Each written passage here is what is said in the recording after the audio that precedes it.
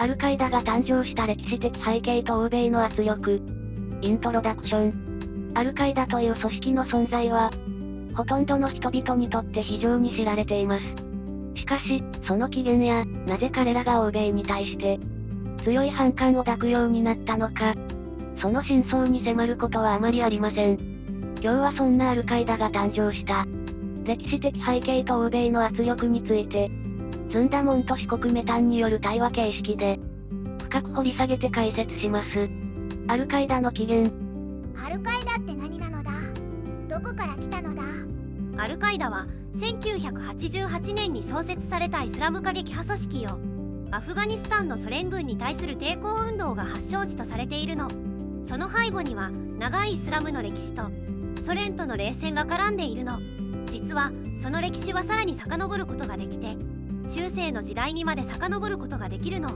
それはイスラム教の聖戦の概念と西洋との相互作用の歴史に深く根ざしているのよ。欧米への反感。でも、なんで欧米に反感を抱くようになったのだ？それは多くの要因があるんだけど、欧米の政策や軍事行動がイスラム世界に対する反感を煽ったとされているの。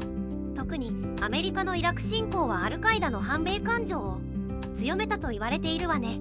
その上、西側世界の文化的価値観がイスラム世界に押し付けられる形で広まっていたことも彼らの反感を煽った一因よ。それに加えてアメリカが中東の石油に対する利益追求のために政策を操作したという認識もアルカイダの反西洋感情を高めた要素になっているのよ。アルカイダとテロリズム。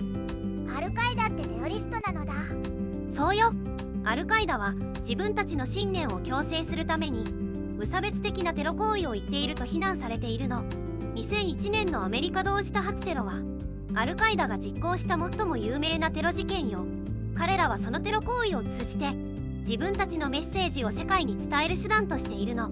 でも彼らの行動は無実の人々の命を奪うだけじゃなくて、彼ら自身の目指す目標を達成するための効果的な手段ではないと多くの人々は指摘しているわね。まとめ。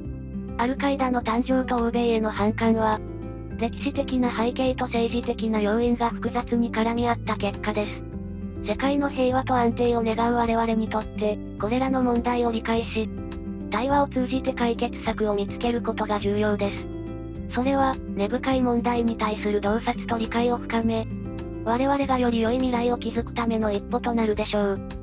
今日の動画はここまで。最後まで見てくれてありがとうございました。このチャンネルでは宗教にまつわる情報を5分以内の短くまとめた動画を毎日投稿中。世界の宗教に興味があるならチャンネル登録や他の動画も見てみてね。